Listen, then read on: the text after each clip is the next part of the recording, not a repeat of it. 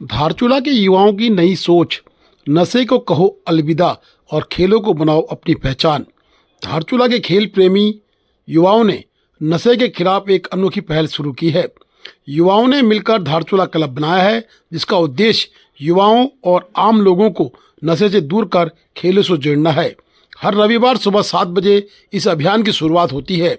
इसमें 5 किलोमीटर की दौड़, 2 किलोमीटर की दौड़ और अन्य दौड़ें होती हैं। साथ ही तैराकी, फुटबॉल और अन्य स्पोर्ट्स मीट का आयोजन किया जाता है।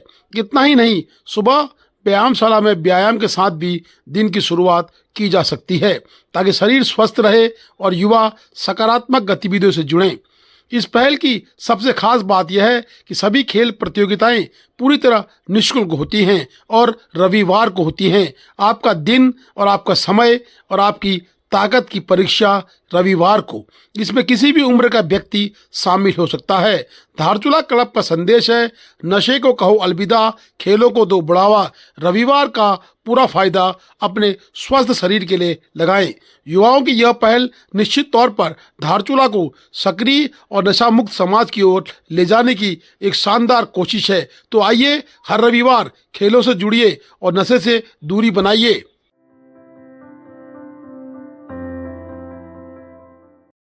अपर आयुक्त कुमाऊं मंडल ने की विशेष गहन पुनरीक्षण कार्यक्रम, एसआईआर की समीक्षा।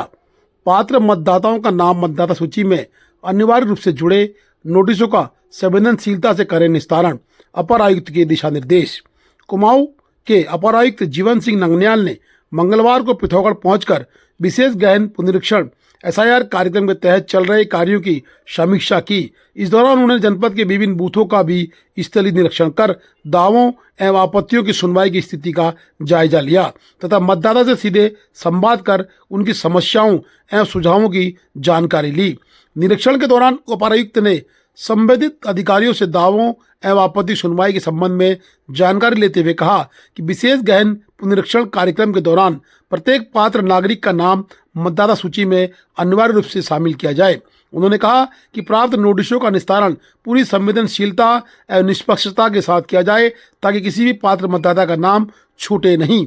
उन्होंने साथ ही ये भी कहा कि दिशा निर्देश ये भी दिए कि पुनरीक्षण कार्यक्रम की समीक्षा बैठक लगातार की जाए। एसआईआर से संबंधित सभी कार्यों की पारदर्शिता, शुद्धता एवं निष्पक्षता सुनिश्चित की जाए, जनता में विश्वास बनाया जाए। भारत निर्वाचन आयोग द्वारा जारी दिशा निर्देशों का पालन भी सुनिश्चित किया जाए। जानकारी दे दीजिए। ये एसआईआर के संदर्भ में जो है, एक तो मैं अभी तीनों जनपदों में निरीक्षण कर रहा हूँ।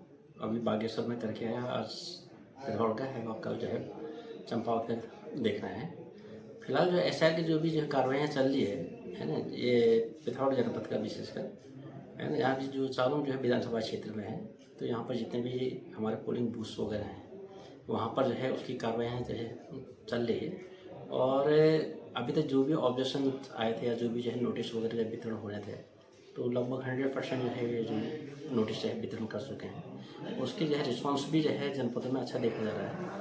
और जो भी जो है त्रुटियाँ थी, बहुत ज़्यादा जो है ऐसी त्रुटियाँ नहीं हैं उसमें, सिर्फ जो है कलमी मिस्टेक्स वाले जो त्रुटियाँ हैं तो उनको करेक्ट करने का काम जो है किया जा रहा है।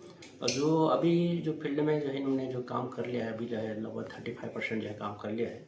और 28 तारीख तक का अभी जो है प्रत्येक पोलिंग बूथ में होना है, तो तब तक जो है 100% ये लोग वर्क कर लेंगे।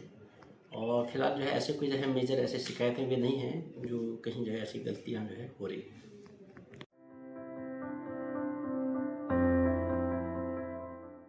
धारचूला नेपाली मूल की बहुओं के सामने बड़ी मुश्किलें, वोटर लिस्ट से नाम कटने का डर, मायके के प्रमाण पत्र मांगने से बड़ी परेशानी।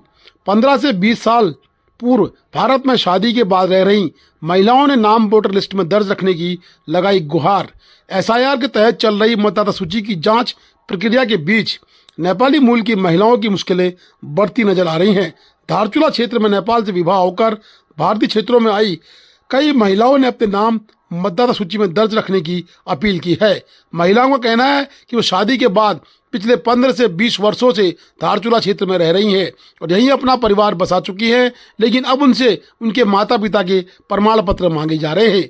महिलाओं का कहना है कई ऐसी महिलाएं भी हैं जो वर्षों से इस क्षेत्र में रहकर प्रधान, पंचायत की सदस्य इत्यादि बन चुकी हैं, अन्य पदों में भी निर्वाचित हो चुकी हैं। ऐसे में अब मतदाता सूची के पुनरीक्षण के दौरान उनके नाम पर सवाल उठने लग गए हैं।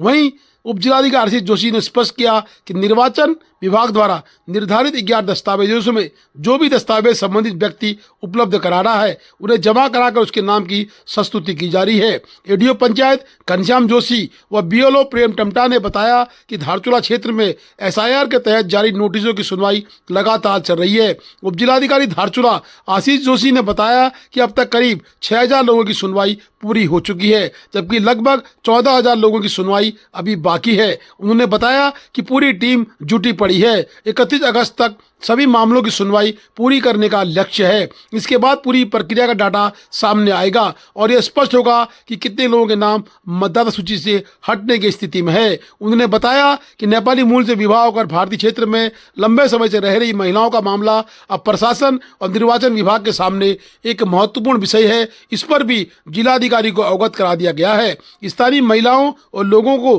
उन्होंने कहा कि संयम रखने की आवश्यकता है। अगर निर्वाचन आयोग कुछ राहत देगा तो अवश्य नाम जुड़ेंगे। डॉक्यूमेंट्स के आधार पर तो इसमें से 10 से 12 नाम ऐसा लग रहा है कि जो अपने माता या पिता के जो है अभिलेख उपलब्ध नहीं करा पाए हैं, उनका शायद हम नाम काटने की संस्तुति के लिए भेजेंगे।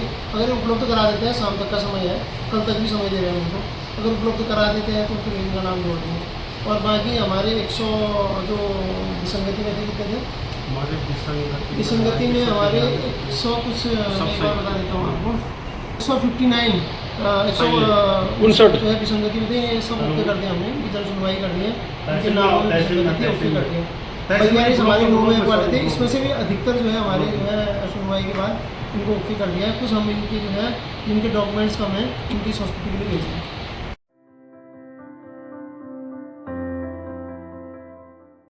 हर घर तिरंगा अभियान के तहत तल्ला जौहार क्षेत्र में भाजपा जिला उपाध्यक्ष राजेंद्र नेगी ने घर घर पहुंचकर तिरंगा वितरित किए।